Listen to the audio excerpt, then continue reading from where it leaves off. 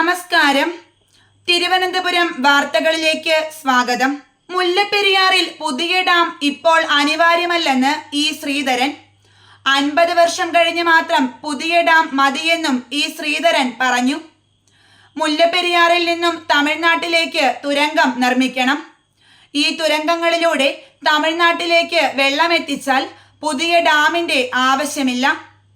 ഇങ്ങനെ കൊണ്ടുപോകുന്ന ജലം ശേഖരിക്കാൻ തമിഴ്നാട് ചെറിയ സംഭരണികൾ പണിയണമെന്നും ഇ ശ്രീധരൻ ആവശ്യപ്പെട്ടു. അപകീർത്തി കേസ് ചോദ്യം ചെയ്ത് തിരുവനന്തപുരം MP ശശി തരൂർ നൽകിയ ഹർജി തള്ളി ഡൽഹി ഹൈക്കോടതി. നരേന്ദ്രമോദിക്കെതിരായ ശിവലിംഗത്തിലെ തേൾ പരാമർശത്തിൽ BJP നേതാവ് നൽകിയ അപകീർത്തി കേസ് തള്ളണമെന്ന് ആവശ്യപ്പെട്ടാണ് തരൂർ കോടതിയെ സമീപിച്ചത്. കേസിൽ നടപടികൾ റദ്ദാക്കാൻ ആവശ്യമായ കാരണങ്ങളൊന്നുമില്ലെന്ന് ജസ്റ്റിസ് അനൂപ് കുമാർ ചൂണ്ടിക്കാട്ടി. തിരുവിതാംകൂർ സഹകരണ സംഘത്തിലെ ക്രമക്കേടിലൂടെ നഷ്ടമായത് 30 കോടി രൂപയെന്ന് സഹകരണ വകുപ്പിന്റെ അന്വേഷണത്തിൽ കണ്ടെത്തി.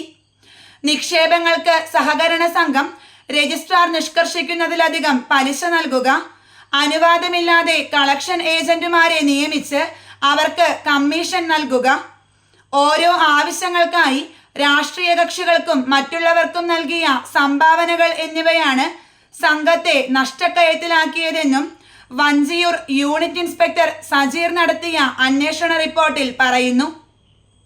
സംസ്ഥാനത്തെ 4ാമത്തെയും ഏറ്റവും വലുതുമായ കണ്ണൂർ ഇന്റർനാഷണൽ എയർപോർട്ട് നഷ്ടക്കഥ തുടരുന്നു. 2023-24 സാമ്പത്തിക വർഷത്തിൽ 168.56 കോടി രൂപയാണ് എയർപോർട്ട് രേഖപ്പെടുത്തിയ നഷ്ടം. തൊട്ടുമുൻ സാമ്പത്തിക വർഷം ഇത് 126.27 കോടി രൂപയായിരുന്നു. 6 വർഷം മുൻപ് 2018 പ്രവർത്തനം ആരംഭിച്ച എയർപോർട്ടിന്റെ സഞ്ചിത നഷ്ടം ഇതോടെ 742.77 കോടിയായി. കോർപ്പറേഷൻ അല്ലെങ്കിൽ മുനിസിപ്പൽ അതിർത്തിക്കുള്ളിൽ 2 സെന്റ് വരെയുള്ള ഭൂമിയിൽ നിർമ്മിക്കുന്ന 100 ചതുരശ്ര മീറ്റർ വരെയുള്ള വീടുകൾക്ക് മുന്നിൽ 3 മീറ്റർ വരെയുള്ള വഴിയാണെങ്കിൽ ഫ്രണ്ട് യാർഡ് സെറ്റ് ബാക്ക് 1 മീറ്ററായി കുറച്ചുകൊണ്ട് ചട്ടഭേദഗതി കൊണ്ടുവരുമെന്ന് തദ്ദേശ സ്വയംഭരണ വകുപ്പ് മന്ത്രി MP രാജേഷ് പറഞ്ഞു. കാഫിർ സ്ക്രീൻഷോട്ട് വിവാദത്തിൽ സർക്കാരിന് ഹൈക്കോടതിയുടെ വിമർശനം. വിവാദ പോസ്റ്റിന്റെ ഉറവിടം കണ്ടെത്തണമെന്ന് ഹൈക്കോടതി നിർദ്ദേശിച്ചു. മൊഴികളുടെ അടിസ്ഥാനത്തിൽ കിട്ടിയ പേരുകളിൽ ഉള്ളവരെ ചോദ്യം ചെയ്യണമെന്നും ഹൈക്കോടതി ഉത്തരവിട്ടു. കർണാടക ഉപമുഖ്യമന്ത്രി DK ശിവകുമാറിനെതിരായ അനധികൃത സ്വത്ത് സമ്പാദന കേസിൽ CBIക്ക് കനത്ത തിരിച്ചടി. കേസിൽ അന്വേഷണം തുടരാൻ അനുമതി തേടി CBI നൽകിയ അപേക്ഷ കർണാടക ഹൈക്കോടതി തള്ളി. ഇന്ത്യയിൽ ഏറ്റവും കൂടുതൽ ശതകോടീശ്വരന്മാരുള്ള നഗരങ്ങളുടെ പട്ടിക പുറത്ത്. ഇന്ത്യയിൽ ആകെ 334 ശതകോടീശ്വരന്മാരാണുള്ളത്. ഇത്തവണ 75 ശതകോടീശ്വരന്മാരെ കൂടി വളർത്തിയെടുത്താണ് ഇന്ത്യ പട്ടികയിൽ 300 എന്ന മാർജിൻ മറികടന്നത്. ഹുറൂൺ ഇന്ത്യ 2024 റിപ്പോർട്ട് അനുസരിച്ച് മുംബൈ നഗരത്തിലാണ് ഏറ്റവും കൂടുതൽ ശതകോടീശ്വരന്മാരുള്ളത്. ഷിരൂരിൽ മണ്ണിടിച്ചിലിൽ കാണാതായ മലയാളി ട്രക്ക് ഡ്രൈവർ അർജുനെയും ലോറിയെയും കണ്ടെത്താൻ ഡ്രഡ്ജർ എത്തിക്കുമെന്ന് കർണാടക സർക്കാർ. ഗോവയിൽ നിന്ന് ഡ്രഡ്ജർ കൊണ്ടുവരാനുള്ള ചെലവ് പൂർണ്ണമായും സംസ്ഥാന സർക്കാർ വഹിക്കാൻ തീരുമാനിച്ചു. ഓൺലൈൻ പാസ്പോർട്ട് സേവനങ്ങൾ 5 ദിവസത്തേക്ക് തടസ്സപ്പെടുമെന്ന് കേന്ദ്ര സർക്കാർ. അപേക്ഷ നൽകാനുള്ള പോർട്ടലിന്റെ മെയിൻ്റെനൻസ് വർക്ക് നടക്കുന്നതിന്റെ കാരണത്താലാണ് തടസ്സം. ഇന്ത്യൻ നാവികസേനയ്ക്ക് കരുത്തേകി ആണവ ബാലിസ്റ്റിക് മിസൈൽ വാഹക അന്തർവാഹിനി INS അരിഗട്ട് ഇന്ന് കമ്മീഷൻ ചെയ്യും. ഇന്ത്യയുടെ 2ാമത്തെ ആണവ അന്തർവാഹിനിയാണിത്.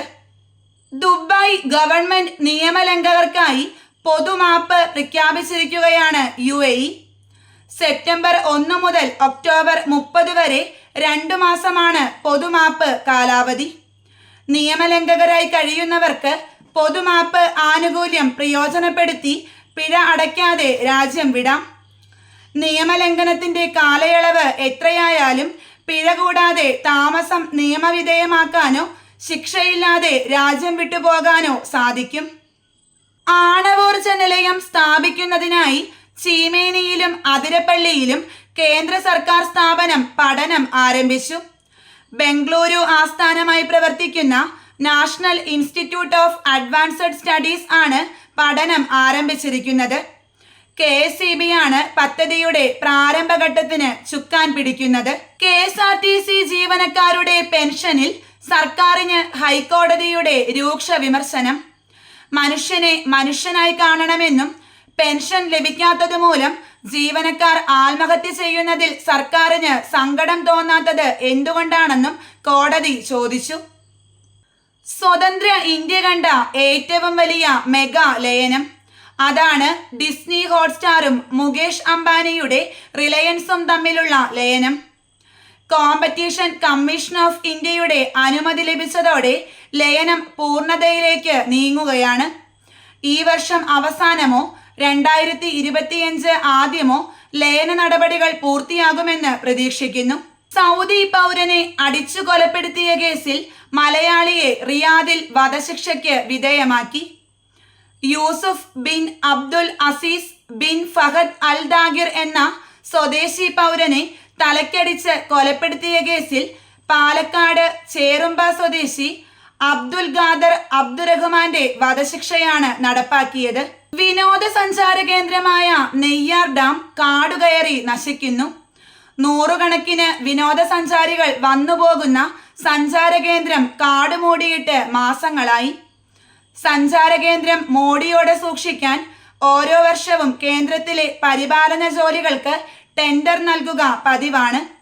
ഇക്കുറി അത് വൈകി. പകരം ദിവസവേതനക്കാരെ എംപ്ലോയ്മെന്റ് എക്സ്ചേഞ്ച് വഴി നിയമിക്കാനും നടപടി എടുത്തിട്ടില്ല. ഇന്നത്തെ വാർത്താ ബുള്ളറ്റിൻ ഇവിടെ അവസാനിക്കുന്നു. നന്ദി, നമസ്കാരം.